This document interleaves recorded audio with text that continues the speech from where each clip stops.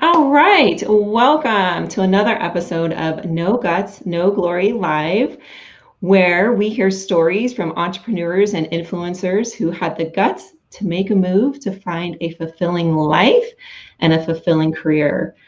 I am your host, Patty Zor, and joining me live today is Linda Ugelow.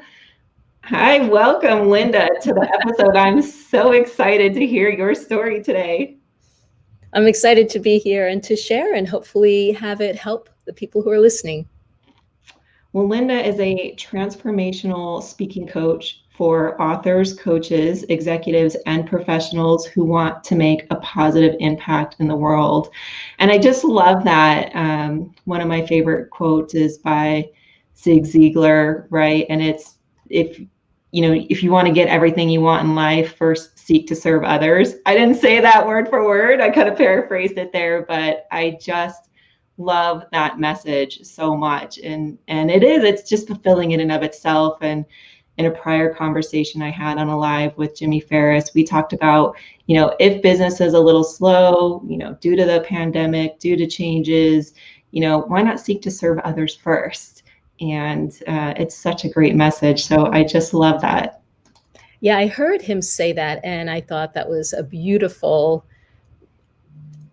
observation and advice for how we can think about, yes, of course, if you're super packed, you may not have time to bring those elements in the same way. But if there is space, of course, that's what we're here to do, is to help one another. It makes life so much easier. Yeah, and it just feels good. Yeah, for sure. And what you said about, my service, I really do feel like that is my purpose right now. That is what gives me joy at this moment. I've been blessed with a very full and exciting life. And I feel like what can my legacy be? And it's, wow, I came across something that can be super helpful for people. And that's what I want to do, is help them. Because I realize, gosh, if I had learned what I know now 20, 30, 40 years ago, I would have had that much more time of freedom and being able to make an impact. And I feel like our world is in a place where we need desperately for people to be able to be unhindered in their desires and in their vision, so that we can, because we're kind of in a mess in many ways, right? So we need everybody to be able to participate in the way that they feel moved to participate. Well, before we get into your story, just a quick message for the audience, for anyone who's watching, if you could please start a watch party so we could get this message out to all those who need to hear it.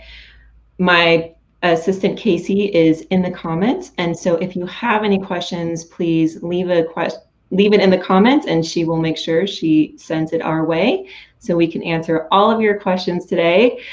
So Linda, the show is called No Guts, No Glory, and I can't wait for you to share your story with us about a time in your life or career that took guts. Yeah, I've been thinking about this and realizing that I have a bit of a redefinition of guts. And I will bring that into the story. So I've always assumed that having guts means like pushing through, the places where we are afraid, putting ourselves out in new territories. And certainly there are times in our life, many, many times of our life, that we have to do it. We don't even have a choice. But there came a time where I had been utilizing this idea of, yes, just keep putting yourself out there, and something magical will happen. Actually, something magical did happen, but not in how I expected. So my story is that I became an online entrepreneur after giving up on my dream of being a dance. I don't know exactly what I wanted. Something to do with dance. I was teaching dance. I was helping people use dance as a way of growing in their personal development and spiritual growth. And I gave up on it because I had no idea what I was doing. And then I went into a long period of not being sure what I wanted to do. And in the meantime, I had a child and we homeschooled. And then I got into organic gardening. and then organic farming. And that was a fun business, I have to say. And I was really doing pretty well with it, growing organic specialty vegetables for local restaurants. And then I was listening to an episode, a podcast actually, about starting the right business by Marie Forleo. Many of your listeners might know Marie. And all of a sudden I like jumped up. It was like this flash and I went, oh my God, I'm in the wrong business. I always wanted to make an impact. And here I am hiding behind the kale. Hiding behind the kale. I was literally hiding behind the kale. And I thought, I gave that up because I had no idea what I was doing in a business world. But here now, in today's age, when there's so much available to us in terms of how to grow a business, how to be an entrepreneur, I felt like the tools were available to me. And if I didn't take advantage of it, if I didn't see what I was capable of, I would get to the end of my life with regret. So I decided in that moment I was going to be an online entrepreneur. Now, it took a little bit of a while to transition over from farming to that. But when I did, I had to figure out what I wanted to do. And I found my space. I thought I wanted to help people feel more joy and ease in their day-to-day life. And once I made my website, I realized I needed visibility. So I started to take video classes. And I must have taken, I don't know, those classes where you do 30 videos in a row. And I did a bunch of them. I must have done over 100 videos, all on, private. And then my video mentor said, there is this great new thing out there. It's going to change everything. It's the forever, and you've got to get out on it. And it's called Periscope. Yes. Now, some people might know Periscope.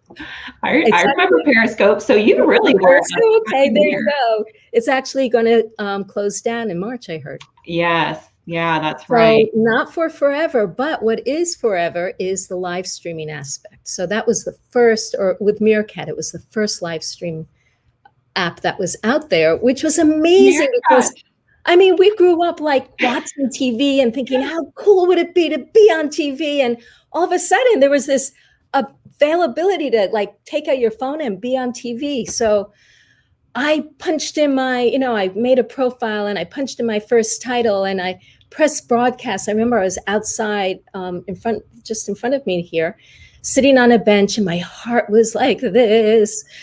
And all of a sudden people started to come in saying, hi, from India, from France, UK, US. It was like people flooded in from all over the world, and it was terrifying. But I managed to like compose myself, and I didn't delete it after I got off, which I was tempted to do. And then I thought, okay, tomorrow it'll be better. So I put in my title, I made my bullet notes, I went live, and I was still like feeling in a state of shock. And then the third day, the same thing. I thought 3's a charm. No, it didn't get any better.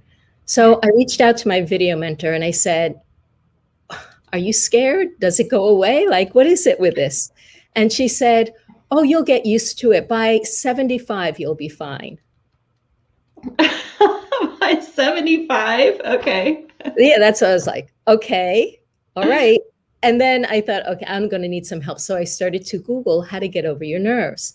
And I learned things like, think of your audience, don't think of yourself. And I thought, well, okay, I would like to think of my audience, but it's hard to when I have all these symptoms going on, my heart, when I feel like I'm going into the hospital, about to have a heart attack. Or fear is excitement. What is that acronym?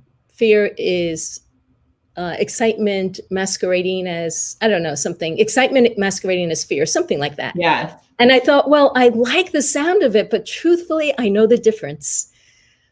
So I kept on combing the internet, and I tried everything I found. I did affirmations and jumping jacks and kicks and punches, and I danced and I meditated and power poses and held crystals. And I mean, you name it, I tried it. And I kept going and I kept going and I kept going. And then day 75, I thought, okay, she said, this is going to be it.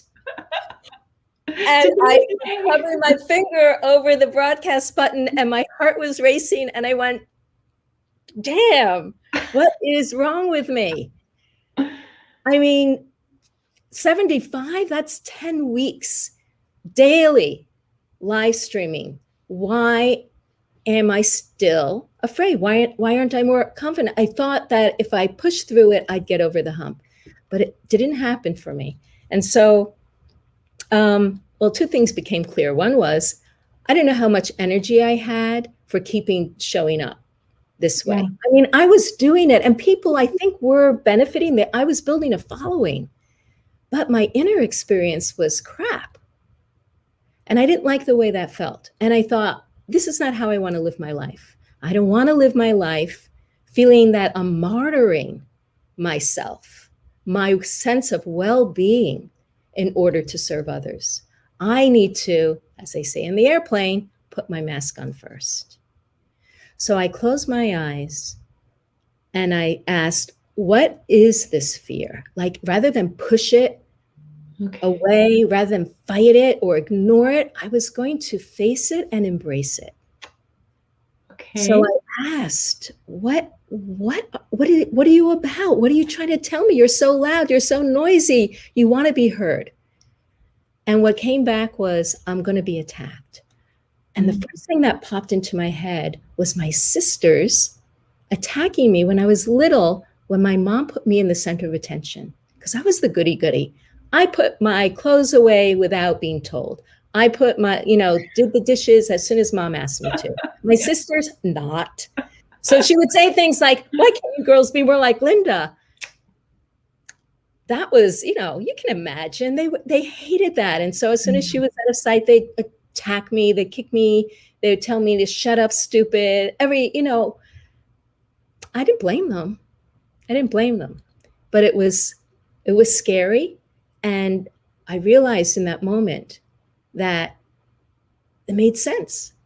It made sense that I would be afraid to put myself in the center of attention, because there was a part of me from way long ago that learned that it was dangerous to put myself, to be in the center of attention, to have the eyes on me. And it was like, duh. So that was like a turnaround for me. And now, when I talk about redefining guts, our gut is like the second brain, and it's connected with the parasympathetic system, which brings up, our emotional life is in our guts. That's why so many people get a pit in their stomach when they have to stand up to speak, or when they get on live stream. And the other end of the part of the parasympathetic system is connected with the throat chakra, where we express ourselves. Mm-hmm. So I realized, wow, what if we actually honored that place that was afraid? If we looked at those things that gave us reason to believe that we're not safe, that we'd be judged or ridiculed, or we're not good enough, or all those things that may have happened in the past where we felt diminished or blamed or pressured, or anything that would impact our ability to just be present and open. What if we could identify those things and heal them? And that's what I did for myself first, and that's what I do with people now. Oh my gosh. That's the first step in my framework, first of 3 parts of the framework, to overcome the fear of speaking, imposter syndrome, any way that you feel held back or resistant or ambivalent about putting yourself out there, that we can instead put on our hero's cape and fly back in time to revisit those places in our life that never got resolved, because there wasn't anyone around who could really help us return to that place of equilibrium and balance that we were as our, free expressive selves as kids. But we can do it now. It's like that saying goes, face your fears. That is literally what you're having people do, is face your fears. And you said something about the throat. I have been in a speaking situation where I literally choked. Like I just could not get the words out, and I felt it here.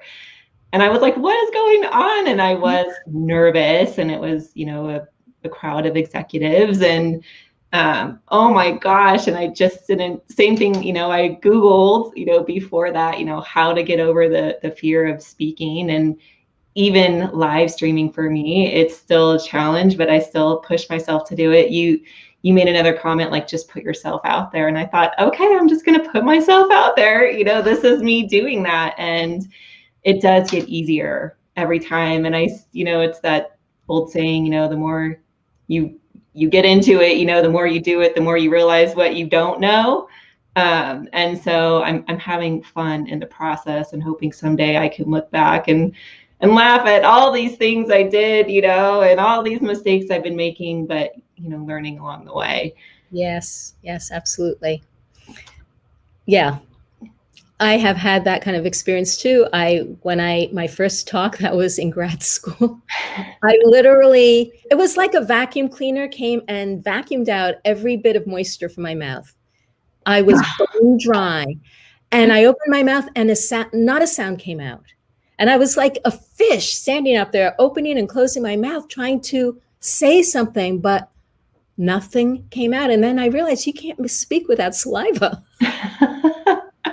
And I couldn't even ask for water. It was like, this was I think it was 1989, 1990. We didn't have these bottles of water that we carried around with us. I had no idea. Luckily, a woman in the front row leaned forward and said, "Linda, do you want a glass of water?" And I nodded. Otherwise, I couldn't even ask. Yeah, it was, that was like, okay, I'm never going to do this again. Yeah. So what is maybe the process that you go to of just kind of getting over that fear, if it's really anything that you're facing in life? A lot of times doing something new. I read an email from you about a time that you traveled the world alone. I mean, that is so scary in and of itself. Is there some sort of mental process you go through, or maybe it's a physical thing, or, what are some things you do to try to just push through that fear? Facing it for sure, but sometimes it's just getting up the courage to just face it. Yeah, well, that experience of traveling was not something that felt like I had to overcome. We all have places where we feel comfortable and where we feel less comfortable. And that the circumstances were such that it actually felt I was quite fine going. My parents thought my boyfriend was going with me. So they were like, okay, she's with a guy, she'll be fine. And I was planning to just like fly from California to Hong Kong on my own. But my boyfriend, who knew I was breaking up with him, he said, "I don't want you to just fly to Asia on your own. Let's spend a couple of weeks together and then you can go off." So that's how we did it. But I was fine. I'd done a little bit of international travel. I'd gone to Switzerland and to Mexico in some summers in my high school years. So I don't know, it just felt, and I had been camping for a year and a half. That was the other thing, camping for a year and a half around the US. So somehow going to Asia, I'd been reading books for months really about it, and I was excited. So other people saw it as scary, but it wasn't scary for me. It was a chance for me to feel what my own rhythm was and to follow my interest and curiosity and not be according to what a teacher thought I should learn or read about, or what my boyfriend wanted to do, or it was what does Linda want to do? So actually that was a very freeing experience. That's not to say there weren't some harrowing moments, but that is life. I mean, we do have moments where we have to take a leap. I read that in one of your, posts about taking a leap. And there was a literal leap I had to take when I was in Israel on a hike in the Golan Heights. And we started in this gorgeous pool. And I thought, oh my God, this is a great place to spend the day. But no, they then said, time to move on. And we got to this place that was a 3-story high waterfall dropping down into a gorge. And he said, okay, this is where we jump. Oh my gosh. I'm afraid of heights. So I don't know if you've ever heard the word, I hope it's okay to say here, scared shitless. Sure, It's a yeah. real thing. It's a real thing. I turned around to look for the nearest bush. Oh my God. And because I was so scared, so scared. I said, isn't there another way down? And he said, well, you could go lower, you could be lowered down by a rope through the falls itself. And I thought, that's even worse. Everyone else was jumping. So I just kind of like put myself in line and tried to close off my brain and just be in, like, put myself in a kind of a trance. And I would watch as each person went up to the edge. There was a leader there that gave them a few last words, and then they jump, and then we'd all kind of look over to see that they landed okay. And they were like, woohoo! They were so excited. So I just kept myself there. And when I got to the edge, the guy said to me, don't think, just feel it. And then another person said, but don't jump too far because you'll hit the wall on the other side. And I went, oh no. But there were people behind me. I had to go, and I went, and I got to the bottom. I mean, it was like a long fall. I saw the wall like scrolling up against my eyes, and then finally splash, I hit the water. And yes, it was euphoric and it was amazing. But did it make me want to do it over and over again? Not really. And it was the same with firewalking. I did firewalking once, and they say, oh, once you do this, you'll have all the guts in the world, you'll be bold forever. And no, it was like, I will never do that again. It was just heart-wrenchingly scary for me. And that's not how I want to live my life. I want to feel mostly like I love in this space where I am. I want to feel when I look at the camera, it's my happy place. I don't want to feel like I have to push through some internal fear in order to reach and talk to my audience. I want to feel like I love being here. And that's what I want for people. I want them to love that experience of being in the limelight, of having their attention, having other people's attention on them, and getting the honor and opportunity to share what's in their heart. For the aspiring entrepreneurs who are watching and those thinking about taking the leap, I'm hoping that through watching these episodes that they will get the courage and the guts to take that next step to, have a fulfilling career and do what it is that they really were meant to do. So you talked a little bit about hiding behind the kale, coming out, and starting this online business. Did you start as a transformational speaker, or were there things that happened along the way to get you to where you are now? No, I was not. I did not want to be a speaker. I don't think I want to be a speaker. I mean, I knew I had to get out on video. It was scary, And the funny thing, Patty, is I've been a performer ever since I came back from that trip around the world in 1980. I performed with the Women's World Music Group, and we've done more than 500 performances around the country, around the world. And yet I was scared to introduce a song. Oh, boy.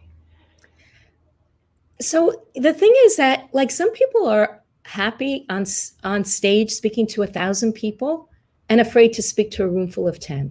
Mm-hmm. Some people are happy on camera but won't speak live, or vice versa. Everybody has their own unique place where they feel comfortable and not comfortable according to their life experiences. So I did not even think of being a speaker in the sense of being on a stage, until after I started to work with people getting over their fear. Because the first thing I started to work with was people getting over their fear of the camera. And at that time, there was kind of a split. It was still like people who were in the online space, and then the speakers who were in person on stage. Now it's merged. But what happened was, once I started to get a reputation for helping people get over their fear, people started to come to me who were speakers and saying, can you help me too? And I said, well, I think so. Let's give it a go. And then once I started to do that, I thought, well, if I'm helping speakers, I should really be a speaker. Number one, because it's a great way to get the word out. And number two, because I needed to understand what is the experience that they are facing. What's the environment that they're needing to deal with? So that's when I started to explore being a speaker myself. Oh my gosh. So again, just you were serving others and it revealed itself. Oh my gosh. Linda, it has been such a pleasure today. I loved hearing your story. Is there anything that you would like to promote today? Oh, sure. Absolutely. I have a guided visualization for speaking confidence. This is the kind of mental rehearsal that athletes and high musicians use. I mean, you don't have to be an Olympic athlete to use it. You can use it for your speaking confidence, whether it's on camera or live. And you can get that by going to lindaugelow.com/speaking confidence. Oh, excellent. Oh my gosh, I'm going to get that today. To everyone watching, we hope you enjoyed the episode. Again, please start a watch party so we can get this message out to all those who need to hear it. I hope everybody has a wonderful day today. We've almost made it till the end of the week. It is Thursday. And gosh, go forth and serve and don't be afraid to face your fears. Thanks again. Have a wonderful day.